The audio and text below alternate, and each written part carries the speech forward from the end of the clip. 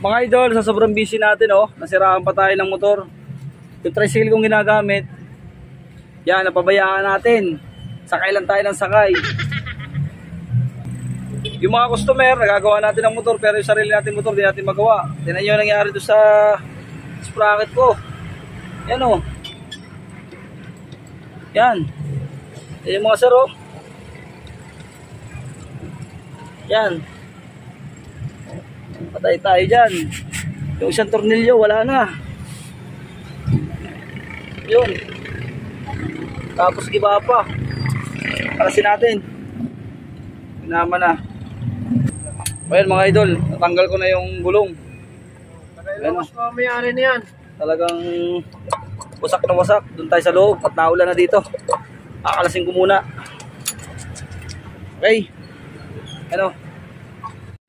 Mga idol, napabayaan na natin ang sariling tricycle. Yan, o.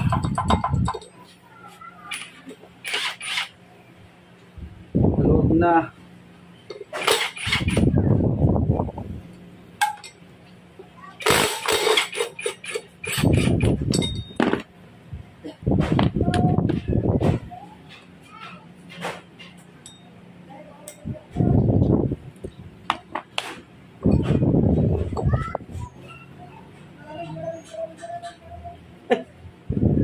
Matibay. Yan yung mga boss. Isa na pala nagdadala, oh. Putol na yung ibang tornilyo. Putol na. Oh. Ayan, oh. Putol na pala, oh. Isa na yung nagdadala. Nagkakaigipan. Tignan mo, putol na pala yung tries ano natin. Tatak natin mga idol.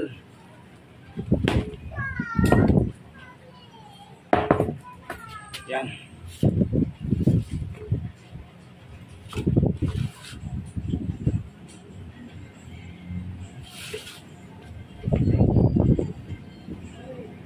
Ano? Palog na nga mga busing. Papalitan ko na siya ng busing. Kailangan ko lang sirain talaga to.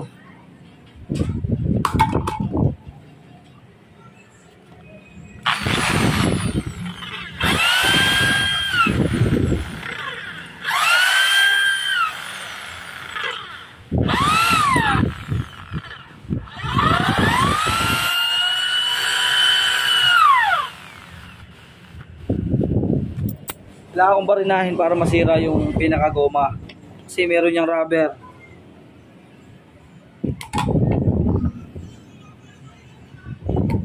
Pag hindi mo tinanggal yan, mahirapan tayo niyan. Kaya kailangan natin matanggal yung rubber mga bossing.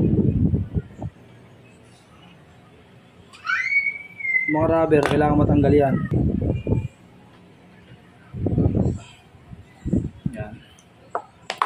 Tapos tatanggalin pa rin natin yung goma niyan.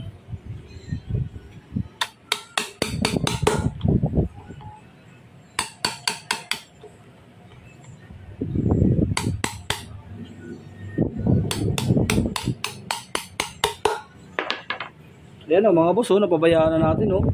Nagkatama yung tabi. Pero walang problema yan. Pag natanggal natin yung goma, babanatan natin sa gilid. Ngayon mga idol, nandito na tayo. Kailangan natin banatan dito. Dito sa pinakadulo. Ayan, dito. Babanatan natin dyan para huwag kayo dito papalo kasi mapipingas yung hub natin. Yan po isa dyan na ha. Kasi po gawa nga napabayaan natin na putol lahat ang tornilyo. Isa na natin dito sa parting ito. Yan. Dito kayo magtatanggal sa parting ito.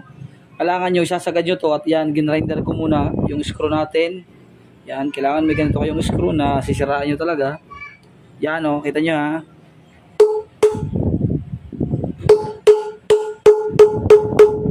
Sasagad nyo hanggang kailaliman. Yan. Yan. Pag sumagad hanggang kailaliman, sikwatin nyo dito, pababa. Yun. Yun. Pag nasikwat nyo ng ganon, putulin nyo ngayon yung busing sa gitna. Putulin nyo ng putulin.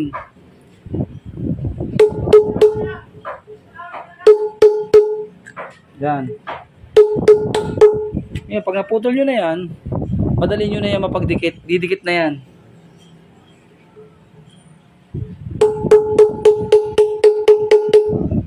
Yan o. Kapit nga lang siya talaga. Tapos makukuha nyo na yan. Makukuha nyo na yan kasi napakawang nyo na yan. Yan o. Nahuga na.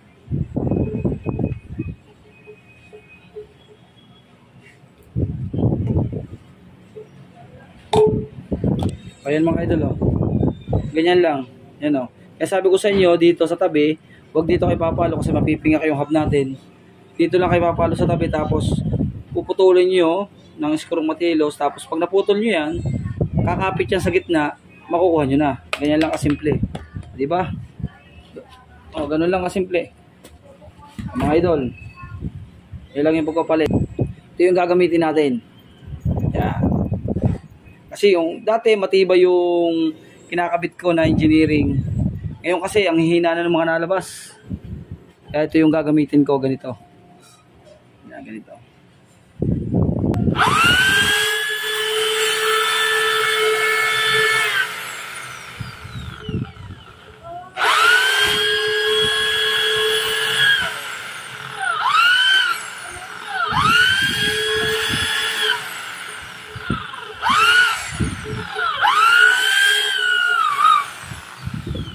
Ayan mga idol, natapos na natin.